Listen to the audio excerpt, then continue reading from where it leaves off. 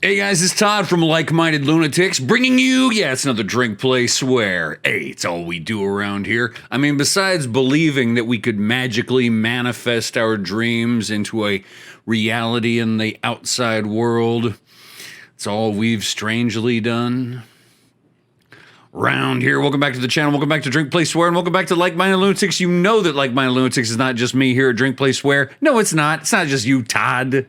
Come on. It's also my buddy Mark, co-founder of Like Minded Lunatics. Bang, he does the Friday night videos. Why don't you check those out if you're not watching them already?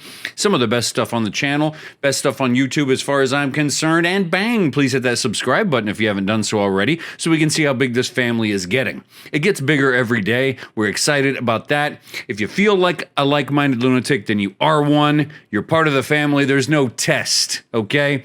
If you like these shenanigans, then welcome.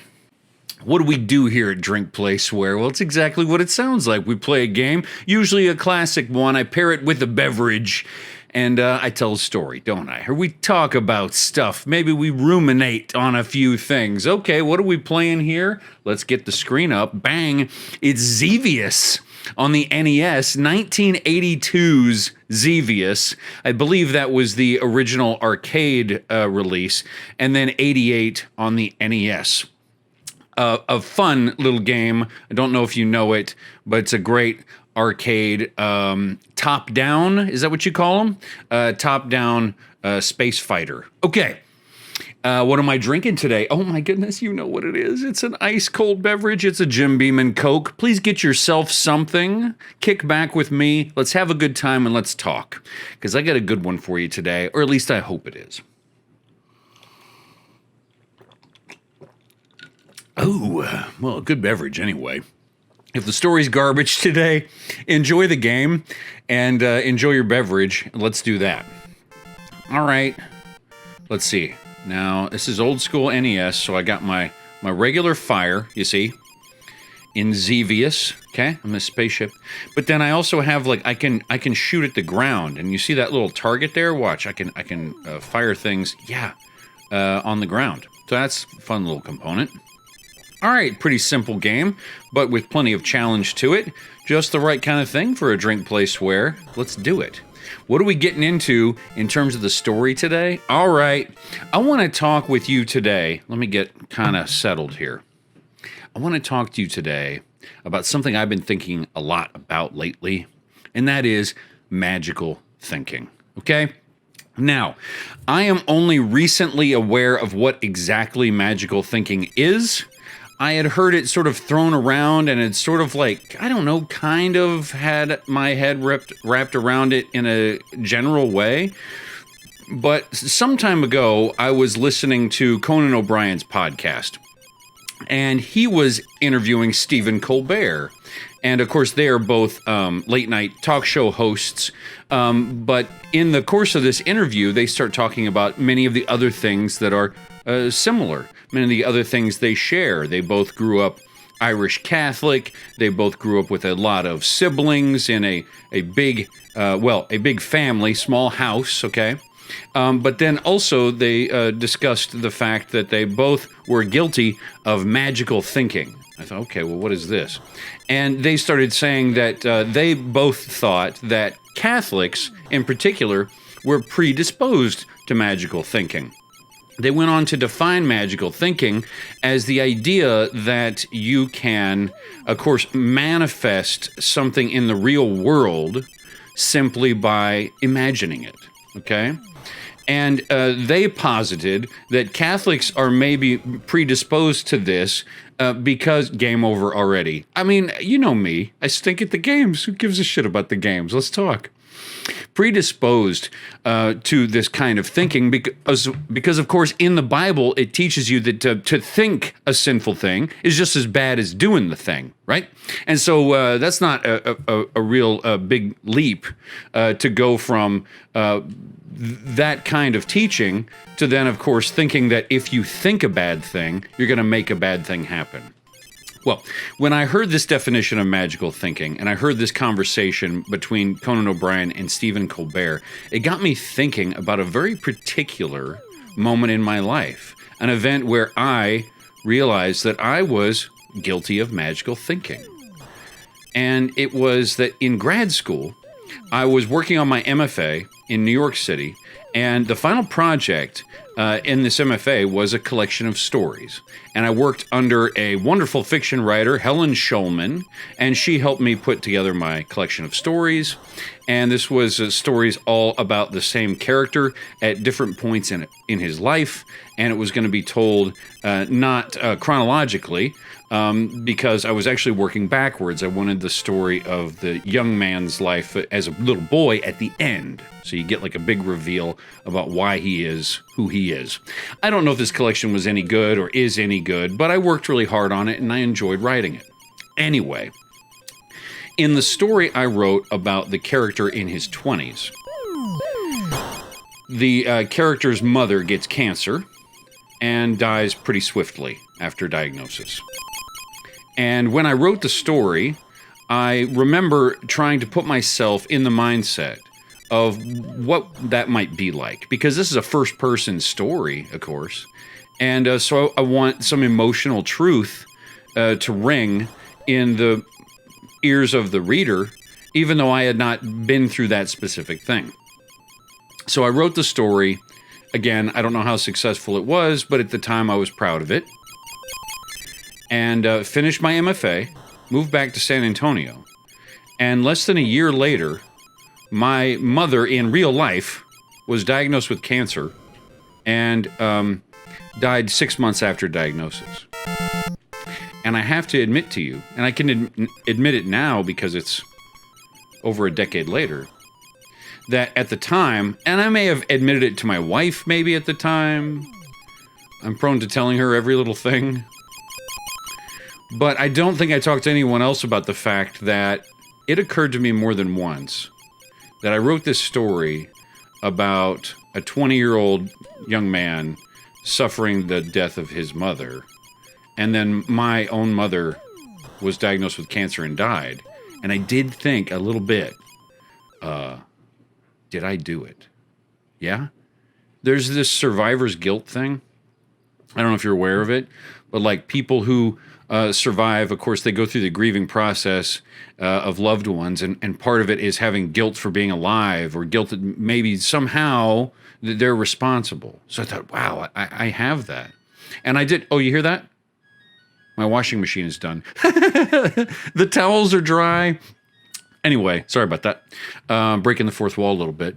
But I also saw on TV, there was this show on obsessive compulsive disorder, this OCD show where they were talking about people in different scenarios, you know, and that OCD, folks who suffer from OCD are obviously magical thinkers as well, because they are thinking that something they do causes something they think, or something they act out in a small way privately will have larger manifestations in the world, yeah?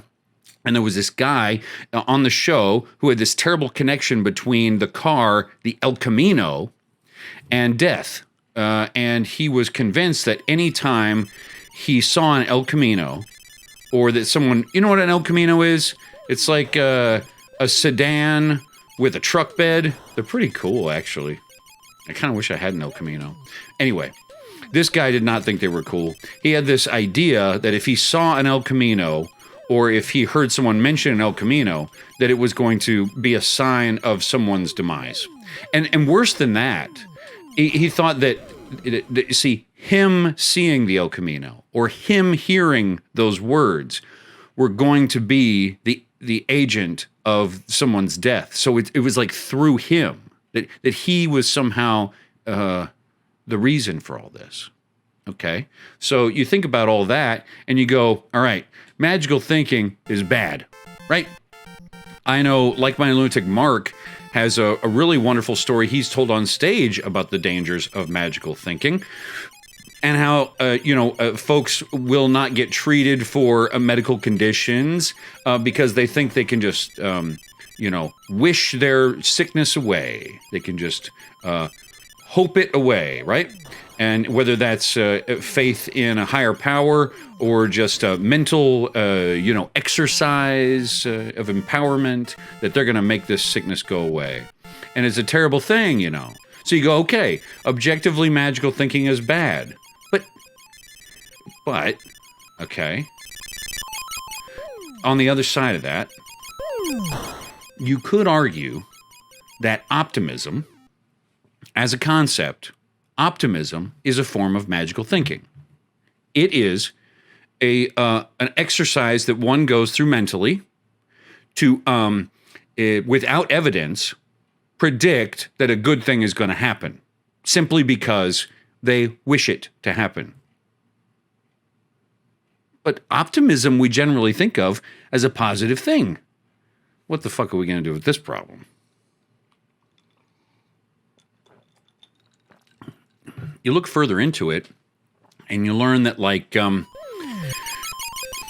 speaking of people with illnesses and disease, or, like injury, yeah?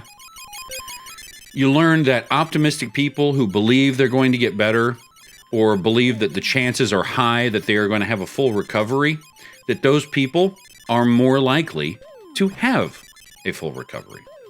And that people who are pessimistic and believe, oh, I'm going to die, or oh, I'm never going to feel better again, or oh, my back is going to hurt forever, if they decide that, then they sort of will it to be.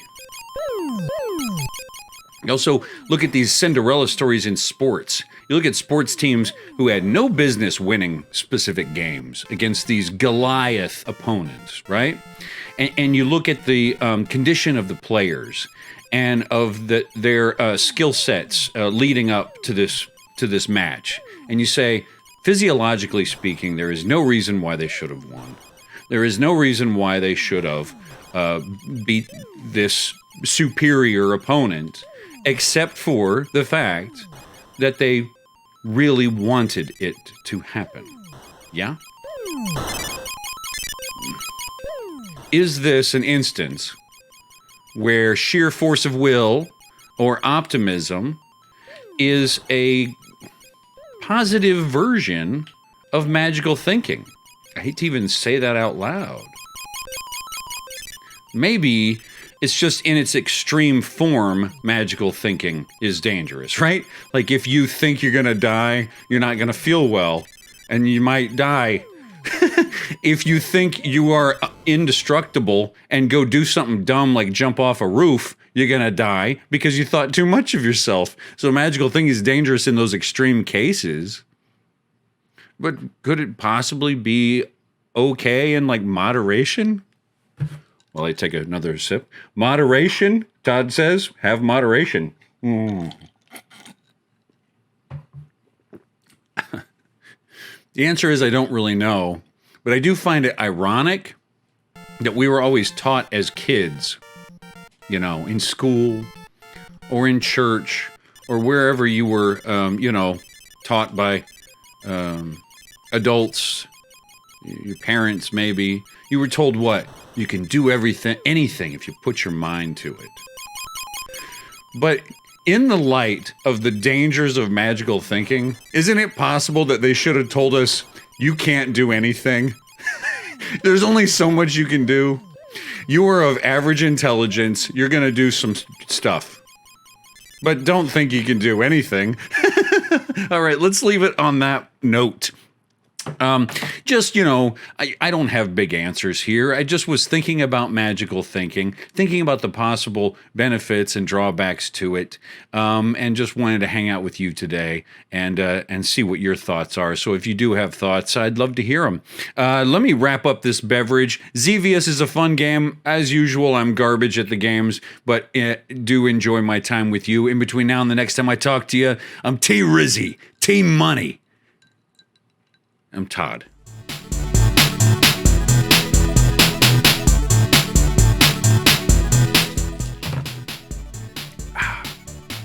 See ya.